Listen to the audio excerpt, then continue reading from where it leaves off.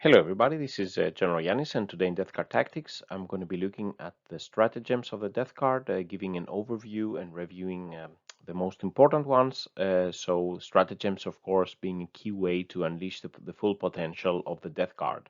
So let's get started. So today, the 5th of April, so back from a short Easter holiday, and I have this week ramping up to continuing my crusade with some upcoming battles at 650 points, where I will be going up against the Eldar and Space Marines. So I'm really looking forward to playing a little bit more in 2021. But in this video, I'm trying to give you an overview of the stratagems of the Death Card, and I think one thing that works for me, yeah, to keep them somehow organized is to look at the stratagems per phase, and then maybe also thinking of some situations that occur in the games, and to remember to use some good stratagems there. So let's take a look at the stratagems. So, starting with pre-battle stratagems, so these we can use before the game starts to improve our army. Here we have the opportunity to give our characters and champions additional relics and warlord traits, and it's quite interesting to use a couple of those before the battle to upgrade some characters and give them some good relics. And I've made some video reviewing the relics and the warlord traits. For example, there are some that can be really game-changing. For example, the revolting stench vats for the foul blight spawn, or the tollkeeper relic can be really helpful for the talisman. The plague skull of Glothila can have a good impact. So we need to use some pre-battle stratagems, requisition type stratagems before the battle. And we can use for a typical, let's say, 2000 point battle, we can use to give, for example, 2 additional warlord traits to characters, or 2 additional relics. And we can also use the champion of disease, a new one, to give a relic to a champion. For example, a Death Shroud champion could get the Reaper of Glorious Entropy. We can give a Plague Marine champion, for example, the Plague Skull of Glothila, etc. So we can using a couple of those, we can enhance the strength of our characters in the battle. And then we have the Wretched Plague Company has a specific stratagem to upgrade a Psyker before battle, and then he gets reroll one of the psychic tests per turn, and he knows 1 more power.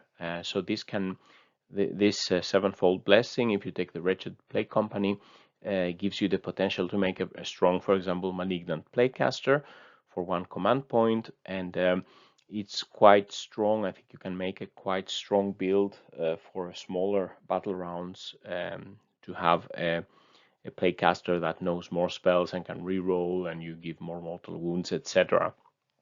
And then the final one is the Grandfatherly Influence, which gives Chaos Spawn unit upgrading toughness and disgusting resilience.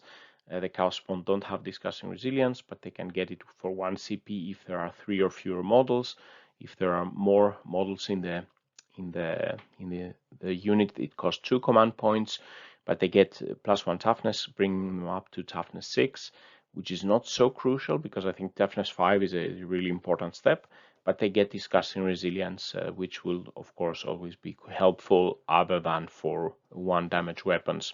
So this overall makes them more durable versus strength 5, 6, and strength 10 weapons, and for weapons with multi-damage, for example, especially weapons with a damage 2. But it's, of course, this one depends if you are having Chaos Spawn in your army. So these are the stratagems pre-battle. And then we have a bunch of stratagems to use in the command phase. So here, one of the important ones is the Flash Outbreak stratagem for 2 command points. This can be very useful to spread the contagion early in the game, and this is good in combination with some fast units that can carry contagions that can run up ahead of our army, and then they could be they can copy the Warlord extra contagion on the table for extra effect.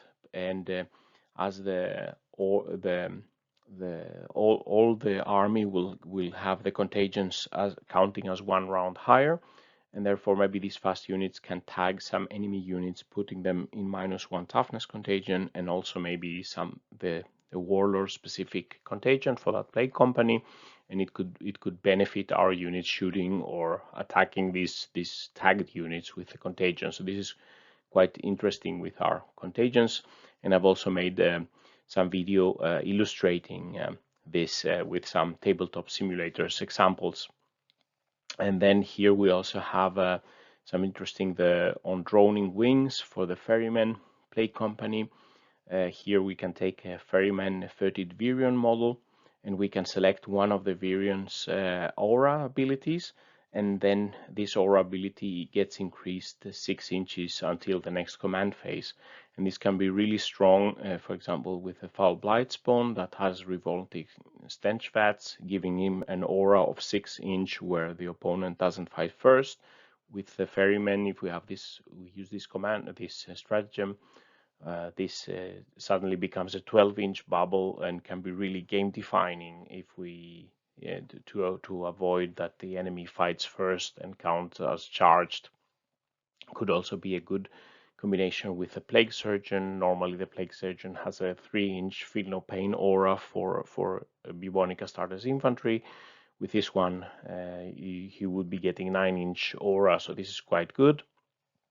Another one that is quite good here, the Dead Walk again for Poxwalkers. We can only use it one time per battle for each Poxwalker unit, but we can use it. So if we have 3 Poxwalker units, we could use it, once per such a unit. So this is quite good. You basically roll 7 dice, and for each 3+, you bring back a lost Poxwalker model, and you can use these Poxwalker models can be set in engagement range if the Poxwalker unit was in engagement range. So if you should be on average getting 4.6 Poxwalkers back. So if you are, this is very good to maintain some Poxwalkers to hold objectives if their lines are thinning out. Even if you have 1 or 2 left, you can, let's say, bring 4 or 5 back, and then it's difficult for your opponent to wipe them out in one go. We have some other stratagems here. I will not go so much into detail. The Blight Bombardment, I think it's quite expensive, like an orbital bombardment. Maybe you can use it to flush out the opponents, but I don't think it's super strong. We have the Disease Effluence, where you can make a sort of face-off for the you take one of our characters takes a mortal wound, and we roll some dice, and then we can give the engaged enemy more mortal wounds. Release the Toxin. It's a bit expensive, 2 command points, and a death card character with a relic.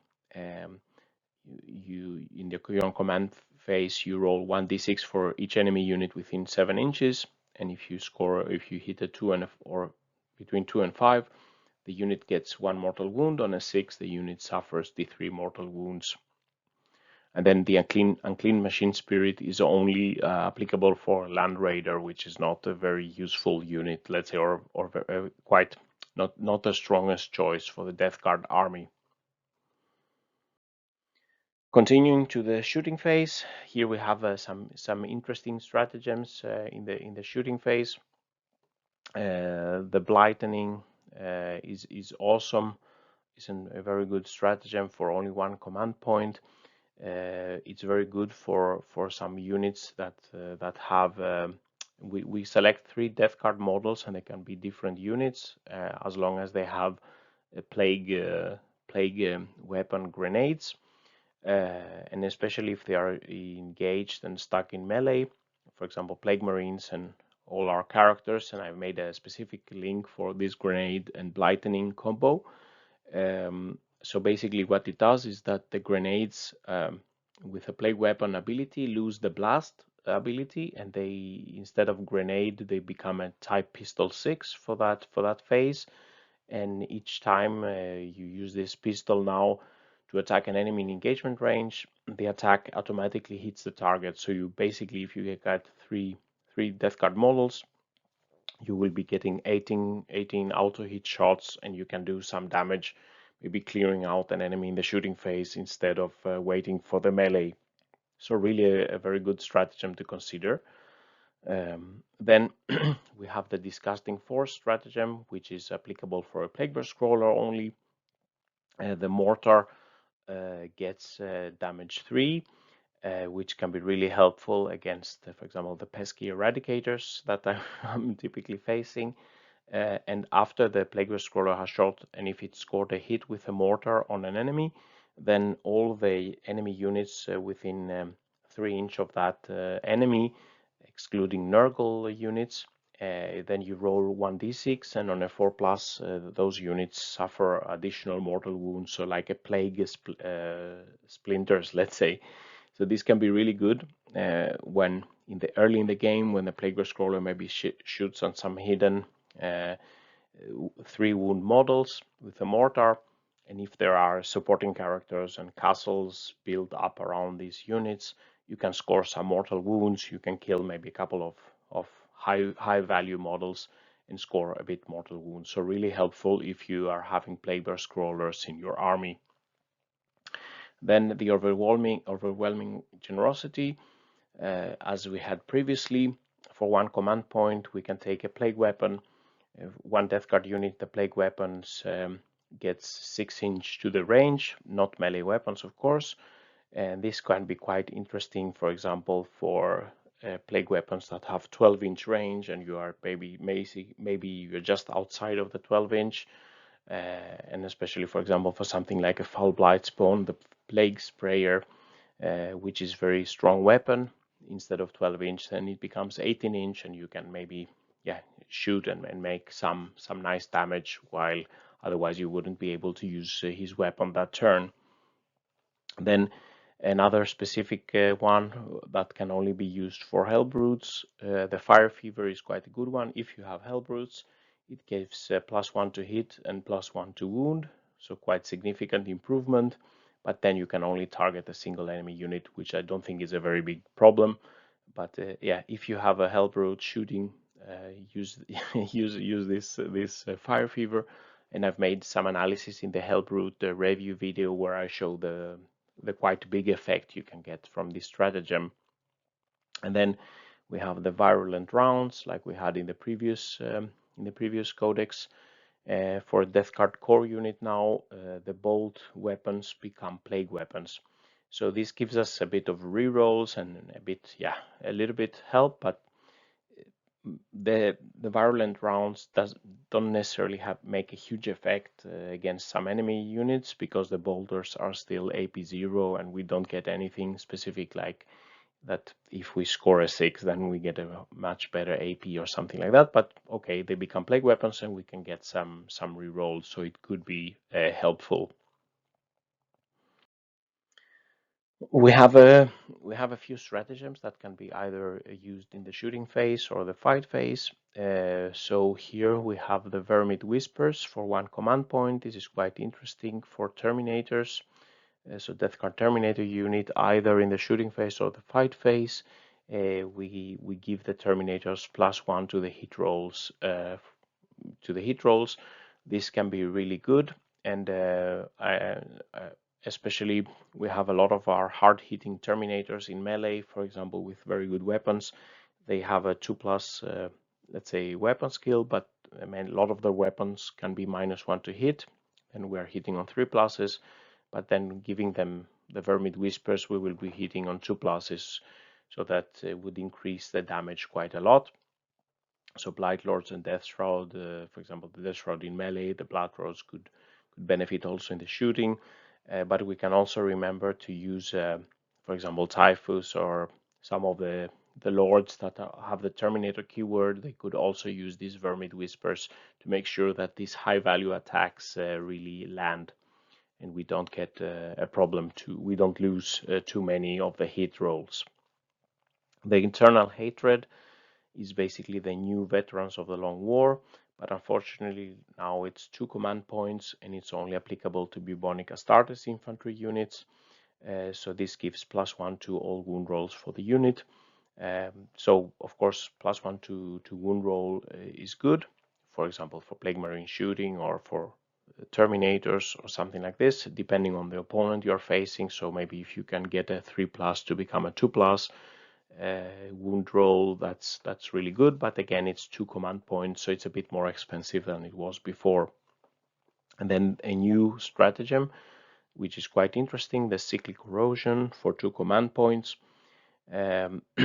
This one allows for a good synergy, and I think it's a good one if you really want to take out a particularly important enemy unit or very tough enemy unit. So basically, you tag the unit. So basically, when a death card model hits a unit with a plague weapon, then the unit becomes corroded when you play this stratagem. And then I think it's better to and it does so until the end of the turn, and this is preferably done already from the shooting phase, because then any other attack against that enemy unit can reroll once to wound. So basically, they become sort of plague weapons, even the weapons that don't have the plague weapon keyword. So what you in from long range, you can be using the Plague Burst Crawler Mortar, for example, with his stratagem to apply the corrosion on the enemy, or entropy cannons, or you have the Plague Marines with or Blight Lord Terminators with a Blight Launcher, and then basically all other weapons like the bolters and the combi bolters, then they will be re-rolling once to wound. If you are in shorter range, you can use things like Plague Spitters, the Bile Maw, Plague Spewer, or something like this. From 12 inches, you can use those as auto hits. They will get hitting, and then they will be corroding, and then other units can shoot at the same target.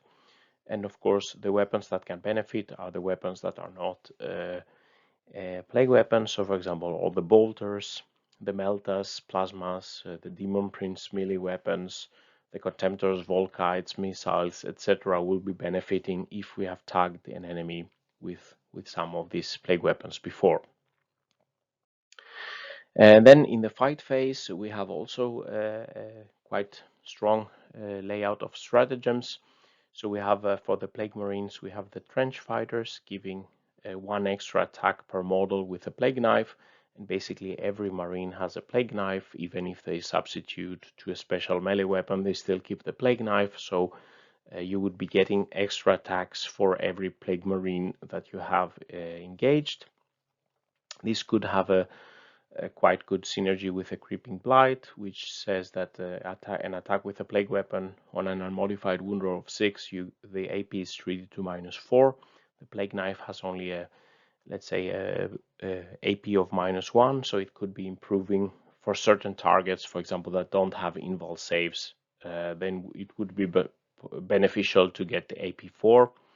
And of course, you would be extra benefiting if you have an Arch Contaminator nearby, re-rolling the misses to get more 6s to wound. The Haze of Corruption is a new stratagem. It's a bit costly at 2 command points, but can be really nice if we have multi-damage weapons. So our Death Guard core units, when we apply this in the fight phase, all the damage, all the wounds have to be allocated like the previous flail rules we had. So if we have now that we can maybe take more, for example, plague cleavers in our plague marine units, they have a variable damage d6. It could be that they are doing a damage 4, 5, or 6, a good damage. But if the opponent only has, for example, 2 wound models, then we would be losing a lot of wounds. With this stratagem, all the wounds have to be allocated, so it can be really good to if you're fighting also 1 wound targets. You have a big number of enemy models. You can use this on our multi-damage weapon units, and then they can clear out the enemy.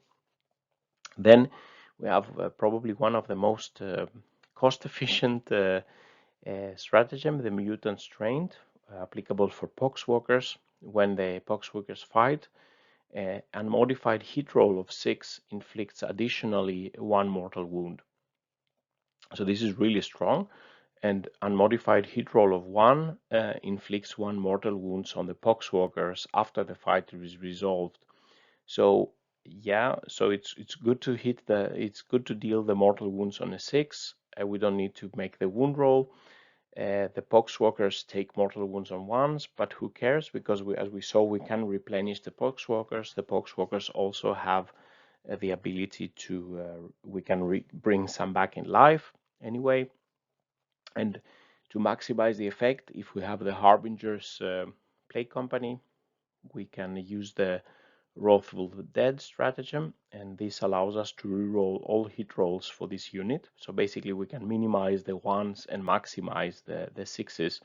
So if we have a theoretical 20-man Poxwalker unit, only with the Mutant Strain, it would be doing 6.5 mortal wounds on average to an enemy unit. So this can be really great for Poxwalkers fighting a character, for example, or Custodes with invul saves or something like this. They can really kill many points with his stratagem, even if we lose a few bottles ourselves. If we combine the two, the Wrathful Dead, we would be doing 10 mortal wounds on average if we just re-roll all the misses. So this is really, really strong and very valuable, let's say for 1 command point. It gives us the possibility for the Poxwalkers to really punch above their weight. Then we have the Break Their Spirits. This is for Terminators, so when they are killing enemy models, then the opponent gets -4 in the leadership from the characteristic of the enemy unit, making them very prone to missing their morale test. And this either forces the enemy to auto-pass for 2 command points once per battle, or maybe a high chance they fail the morale and maybe clear out the objective, and then we keep an objective there. And then Demonic Gluttony is interesting. It's a good way to restore the health for demon engines in the fight phase. So each time the demon engine kills an enemy model, it can regain 1 lost wound for maximum 3 wounds per phase.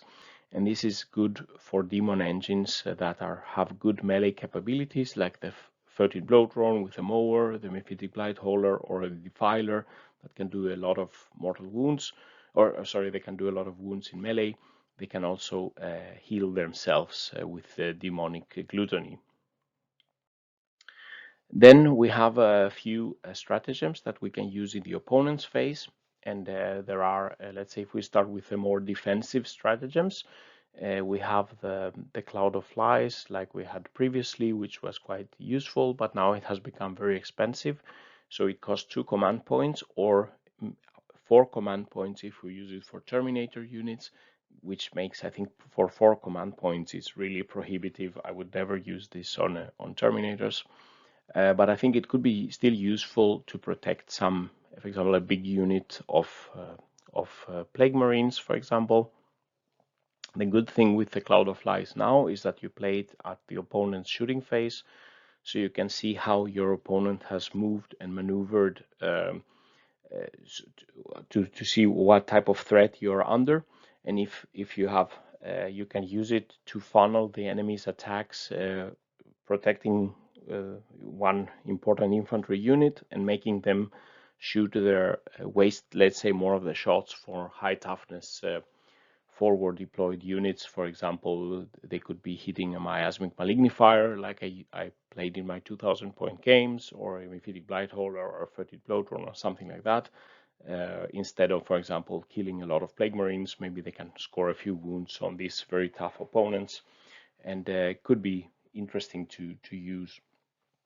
Then we have the Foul Smoke screen for 1 command point. So it's useful to protect, for example, a Rhino, a Land Raider, Predator, Miasmic Malignifier. When this unit is targeted, then we can decide to play the smoke screen, -1 to hit, and we are able to take much more shots, making, for example, a good, offering some good protection even without the Miasma of Pestilence.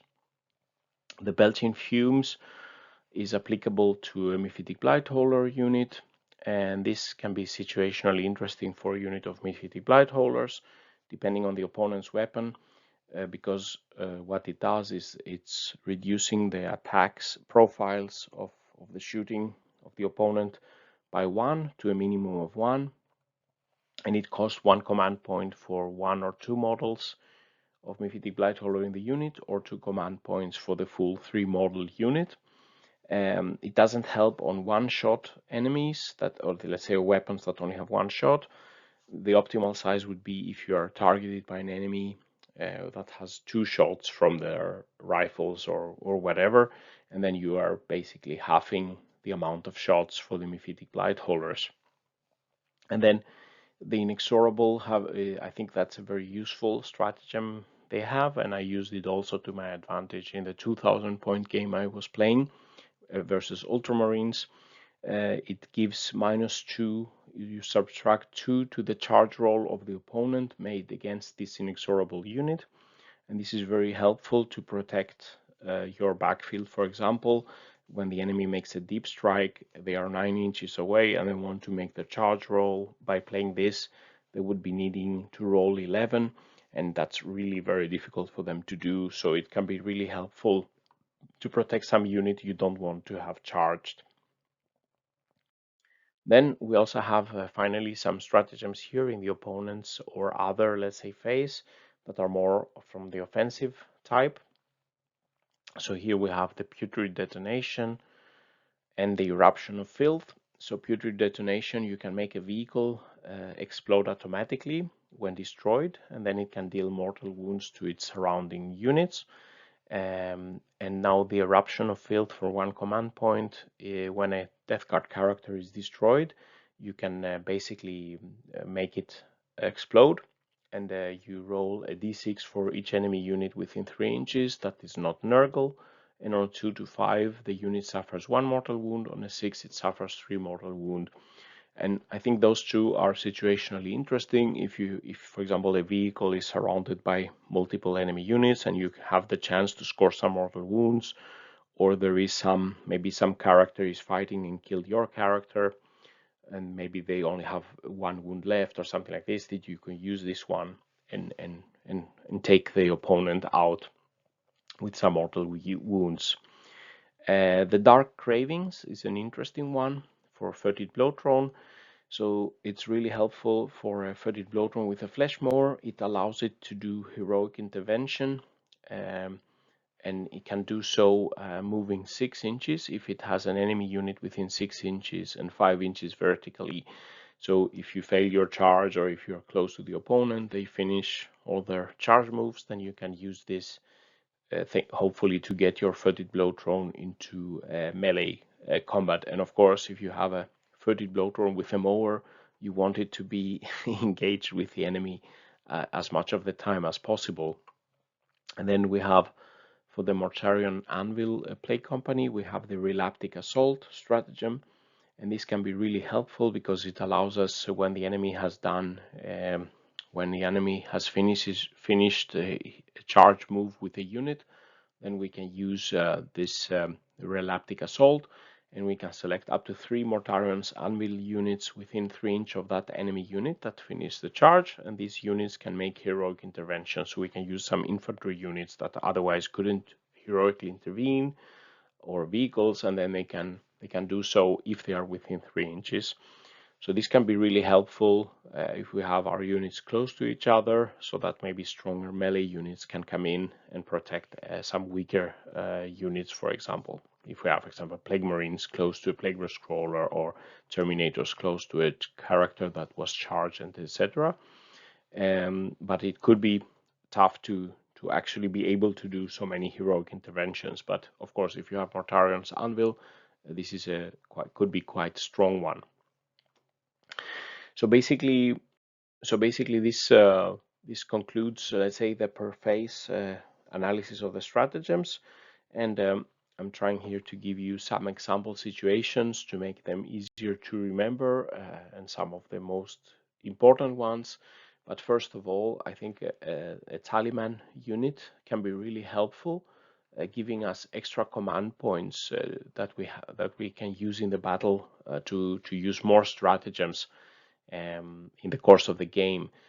So with the Taliman's special ability, we roll 2 dice in the command phase, and on a 7+, we get 1 command point added.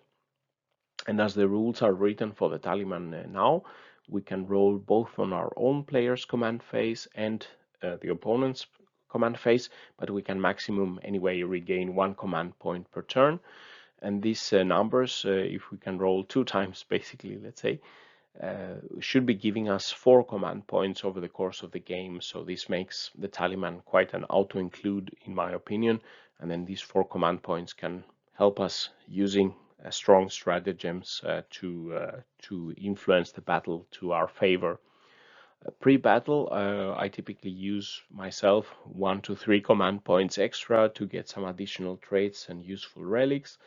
And in my opinion, a lot of these relics and traits can give you overall buffs that if you want to use other stratagems during the battle or reroll some dice roll stratagems or something like this, you're paying more to do it in the battle. For example, the Taliman's Tollkeeper relic could be giving you so many extra shots that you don't have to, you increase the damage quite considerably, for example, over the course of the game.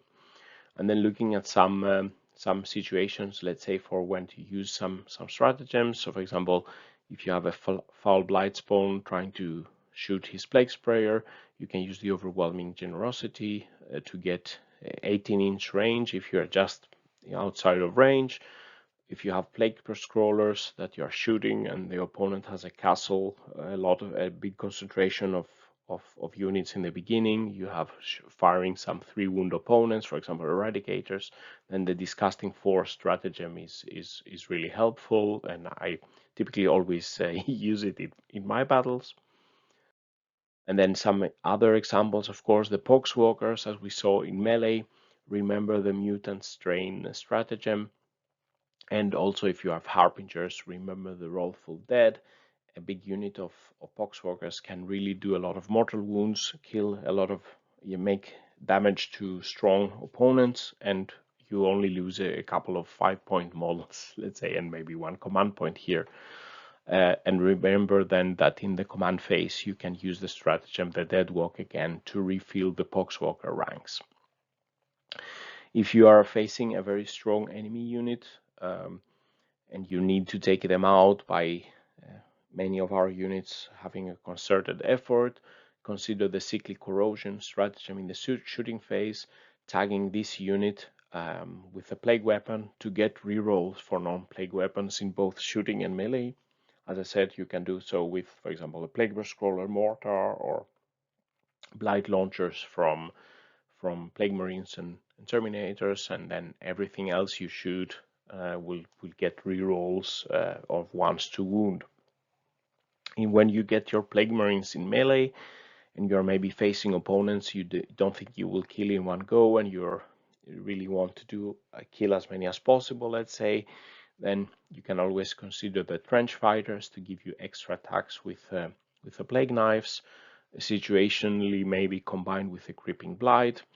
The Trench Fighters, of course, will be a especially strong combo if you have a Biologus nearby for the 6s, giving 6s to wound, giving mortal wounds. You would be having, let's say, if you have a group of 10 Plague Marines, you will be getting 10 more knife attacks that can trigger some mortal wounds.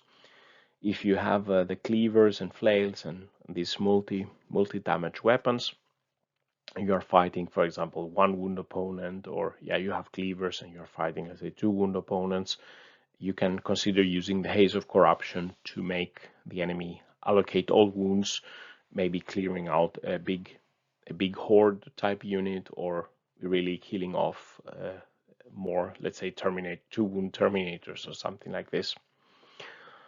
And then if you, as I said, if you have Plague Marines characters or Virion characters locked in combat in our own shooting phase, then of course consider the Blightening is really strong stratagem to use the grenade as pistols, like auto-hitting grenades in point-blank range. I use that in my 2000-point battle, killing off the Vanguard veterans, and it can be good to complement, let's say, our characters that have very strong melee, but they cannot do so much in the shooting.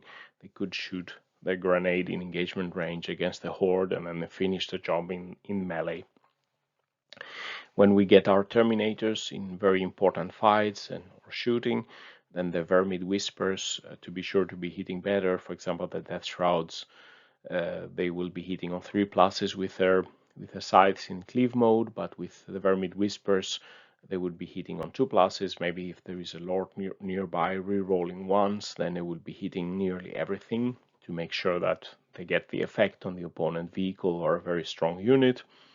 And if we maybe cannot finish the job and we're trying to clear out some enemy infantry with objective secure, and we need to clear that objective, we can think of the break their spirit to give them a very low leadership and force them to maybe autopass or fail their morale, maybe eliminating them totally from the board. And then some of the final situations here, the 30 blow throne that is in melee or wanting to get there. Remember the dark cravings, so that it can do 6-inch heroic intervention, and demonic gluttony to regain lost wounds. This applies to basically any demon engine that is good in melee and can kill enemy models. If you want to protect a big unit of Plague Marines in the opponent's enemy being shot in opponent's shoot phase, you can use Cloud of Flies. And then to reduce incoming fire from Mephitic Blight holders, we have these belching fumes, reducing the incoming shots. And then if we have a unit like a Rhino, we place it forward and we need to protect it from the enemy shooting, then we can use the Fall Smoke Screen. And then spreading contagion early in the game to enemy units, spreading the -1 toughness and maybe a Plague Company specific contagion, for example the Inexorable giving us more AP for our shooting. Then the Flash Outbreak is really strong, but this one needs some planning, and you need to know to have a plan already in the command phase of how you want to come about doing this, and it probably requires some forward unit and some more planning. Than some of the others are more straightforward when to use them or not. So reaching to some summary and final thoughts. So I think overall Death Card, we have access to some nice stratagems, and of course it's important, as I said, with the Taliman can bring us additional command points to be able to use more stratagems in the game. One issue for me at least is to remember all of them in the heat of the battle, and for me it helps structuring them by phase and knowing at which ones can be used in which phase, and then to know pre-hand, let's say, some situations and some units where stratagems are particularly useful.